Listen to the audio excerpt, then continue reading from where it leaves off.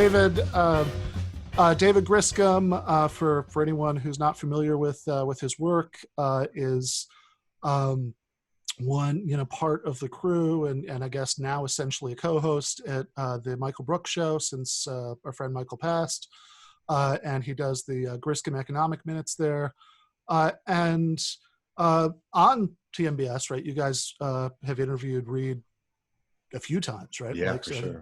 I think several times over the years. And I know Michael really considered him one of his big political mentors, at the end of his life, So I think there's basically, from my perspective, everybody should check out the article, right? But I think there are 2 points of interest here, right? One is what we've been talking about, which is like, how is it that we relate to this sort of horrifying racial history of the U.S. while also building cross-racial solidarity to do something about these larger issues of poverty and economic inequality, which is obviously a hugely important thing.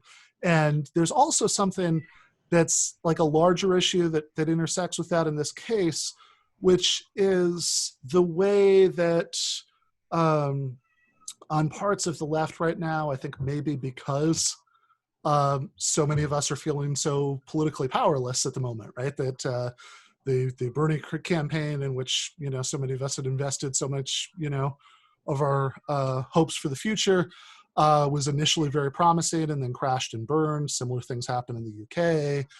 I guess AMLO won in Mexico, but most Americans aren't really tracking that.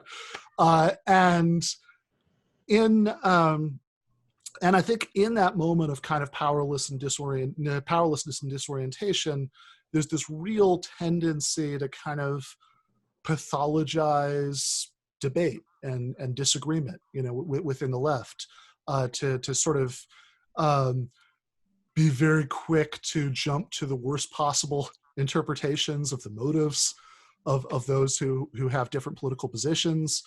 So an obvious case would be people whose take on Adolph Reed is, oh, he's just saying like, you shouldn't talk about race because that might offend racists, right? Sort of like the ugliest possible take on that.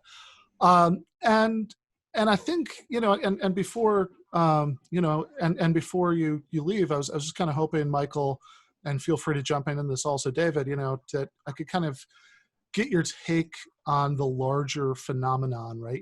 Because this is something that you quoted Cornel West in the article speaking directly to this point, right? About how if we're not willing to have certain kinds of open discussions within the left, this is going to lead to really bad results, right? Because we're just going to kind of hope that we get it right the first time because we don't have a way of course correcting.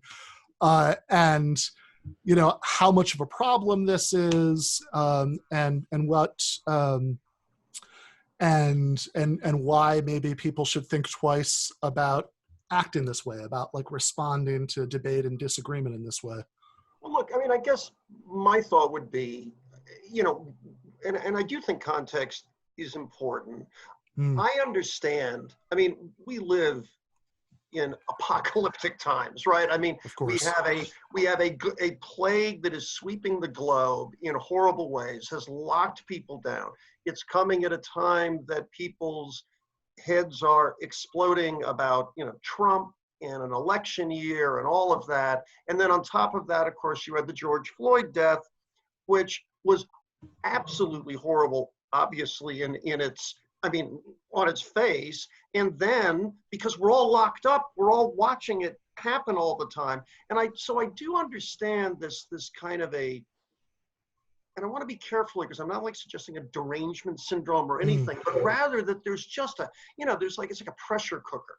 And so I do think, in fairness, and my values certainly are towards, you want to see debate. It seems to me like, have him come in and speak, have someone else come in and speak. There's you can have all that kind of dialogue. Yeah, you could have Adolph Reed one week and Keeanga Amata-Taylor the next, and somebody else the third week. Precisely. But so I understand why that was more difficult. That this, is sort of like an imperfect coming together of all of these things. But it does strike me that one of the really hopeful aspects of things that have happened on the Democratic left has been the kind of revival, of, DSA, you have Jacobin. I mean, you have a whole bunch of these things, current events. I mean, you have a whole bunch of really kind of interesting things coming together in a way that is both, somewhat older. So it's not like, it's not some of the sectarian stuff of the, 70s. And it's a lot younger than DSA was, in the 80s, which is all great. I mean, all that stuff's good. But you do hope that it carries with it, this profound commitment to talking this stuff out, because it does strike me that's a real danger for the left if the left starts, saying, well, no, we can't do that. Like, I get it. Mm-hmm.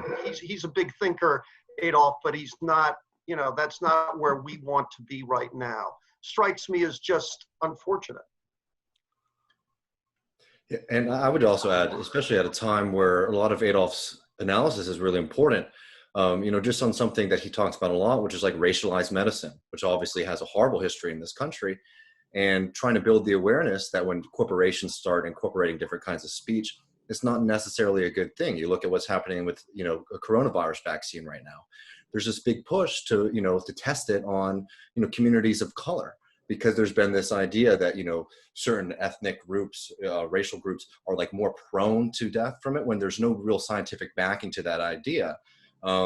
These are important questions for the left to be engaging in, and refusing Adolph Reed's, space to speak because they're difficult or confusing and sometimes not the most pleasant conversations is a huge risk to take at a time right now where like you are seeing centrists and like neoliberal capitalists being very comfortable with this kind of language. Yeah, absolutely. Thank you so much, Michael, for coming on. And yeah, everybody, please read that article. Okay, well, thank you, and thanks for your help. I appreciate it. All right, thanks, Michael.